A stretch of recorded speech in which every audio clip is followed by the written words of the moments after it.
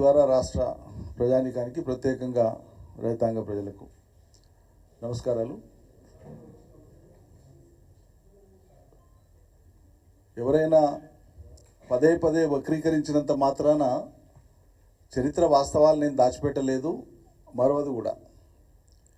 వాస్తవం ఎప్పటికీ ఉంటుంది. ఎన్ని రకాల వక్రీకరణలు, ఎన్ని రకాల వక్ర భాష్యాలు, ఎన్ని రకాల అబద్ధాలు పదే మాట్లాడినా వాస్తవంలాగానే మిగిలి ఉంటుంది. మిగిలడమే కాదు, అది ప్రజల అనుభవంలో ఉంటుంది. ప్రజల అనుభవంలో ఆ వాస్తవాలు ఉన్నప్పుడు ప్రజలు వాటికి విరుద్ధంగా మాట్లాడేటువంటి వాళ్ళు ఏ స్థాయి వాళ్ళైనా ఎవరైనా అవి చూసుకున్నప్పుడు అసహించుకుంటారు, ఏవగింపుతో చూస్తారు, చులకనగా చూస్తారు అట్లా మాట్లాడినటువంటి వాళ్ళని. ఇటువంటి ఇంగితం లేకుండా పదే మాట్లాడుతున్నది దురదృష్టవశాత్తు రాష్ట్ర ముఖ్యమంత్రిగా ఉండేటువంటి రేవంత్ రెడ్డి గారు. నిన్న ఉమ్మడి పాలమూరు జిల్లాకు సంబంధించినటువంటి కొన్ని ప్రాంతాల్లో, రంగారెడ్డి జిల్లా, పూర్వపు రంగారెడ్డి జిల్లాలోని కొన్ని ప్రాంతాల్లో పర్యటించేటువంటి సందర్భంగా అక్కడ కొన్ని కార్యక్రమాల్లో పాలు పంచుకుంటున్నటువంటి సందర్భంలో నిన్న నారాయణపేట కూడా వెళ్ళినారు వారు. మంచిదే, సంతోషం. సాధారణంగా ఒక ముఖ్యమంత్రి స్థాయి నాయకుడు వచ్చిండు అన్నప్పుడు, పట్టణానికో ఒక ప్రాంతానికో వచ్చిండు అన్నప్పుడు తప్పకుండా ఆ ప్రాంత ప్రజలు కొత్తగా ఏదైనా ఆశిస్తారు, భవిష్యత్తులో ఇదో గొప్ప మేలు జరుగుతుందని ఆశిస్తారు.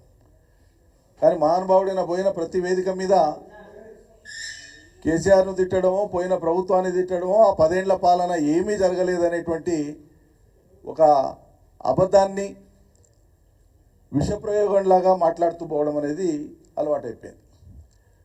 నేను ఆయన పోయి పాల్గొన్న కార్యక్రమాలు ఏంది? నారాయణపేట హెడ్ క్వార్టర్లో కేసీఆర్ ప్రభుత్వంలో కేసీఆర్ గారి చలవతో ఏర్పడినటువంటి కొత్త జిల్లా నారాయణపేట. ఆ కొత్త జిల్లా కేంద్రంలో పోయిన కేసీఆర్ గారు శాంక్షన్ చేసినటువంటి కొత్త మెడికల్ కళాశాల, నిర్దిష్ట గడువులో ఆ మెడికల్ కళాశాలకు సంబంధించినటువంటి ఆసుపత్రిని కేసీఆర్ గారే పూర్తి చేయించారు. స్థానిక ఎమ్మెల్యే, అప్పటి ఎమ్మెల్యే, మాజీ శాసనసభ్యులు ప్రస్తుతం శ్రీ రాజేందర్ రెడ్డి గారు పర్యవేక్షించి అక్కడ జిల్లా ఆసుపత్రి భవన నిర్మాణాన్ని చాలా వేగంగా పూర్తి చేయించినారు. ఎన్నికలు వచ్చినాయి లోపల. దాని ఇనాగరేషన్కి పోయింది ముఖ్యమంత్రి గారు. పోయింది దేనికి అంటే, కేసీఆర్ గారు ప్రారంభించినటువంటి జిల్లా ఆసుపత్రి పని ప్రారంభించి పూర్తి చేసినటువంటి ఆసుపత్రిని ప్రారంభోత్సవం చేయడానికి పోయింది. దాంతోపాటు ఇంకా విడ్డూరం ఏంటంటే, సరే అది చేసిండు, బాగానే ఉంది, ఎవరెవరు చేయాలి కాబట్టి చేసిండ్రు. దాంతోపాటుగా 2 పోలీస్ స్టేషన్లను ఇనాగరేట్ చేసిండు.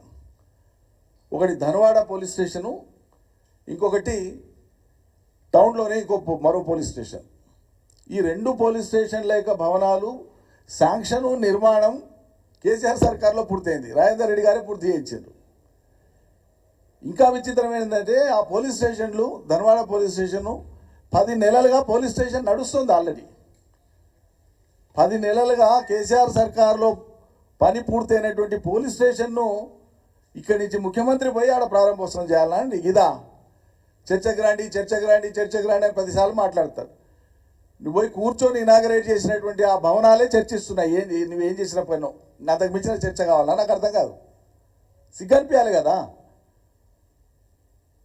ఏ స్థాయి వ్యక్తి ఒక ఎమ్మెల్యే చేసుకుంటాడు, అది కూడా ఇప్పుడు పూర్తయితే ఒక పోలీస్ స్టేషన్లో ఒక ఎమ్మెల్యే చేసుకుంటాడు. సరే, హోంమంత్రిత్వ శాఖ మీతో ఉంది, మీకు చేయాలని ఉబలాటం ఉంది, సంతోషం. మరి 10 నెలల కింద పూర్తయిందా అని ఇప్పుడు ఎట్లా పూర్తి చేస్తారు? ఇప్పుడు ఎట్లా ఇనాగరేట్ చేస్తారు? 10 నెలల కింద నుంచి ఫంక్షన్ అవుతుంది కదా, ప్రజలు నవ్వుకుంటున్నారు, విస్తుపోతున్నారు.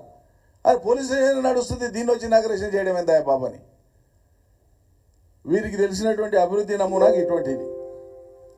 ఇంకా విచిత్రం ఏంటంటే, అంతకుముందు చాలాసార్లు చాలా తేలికగా మాట్లాడు.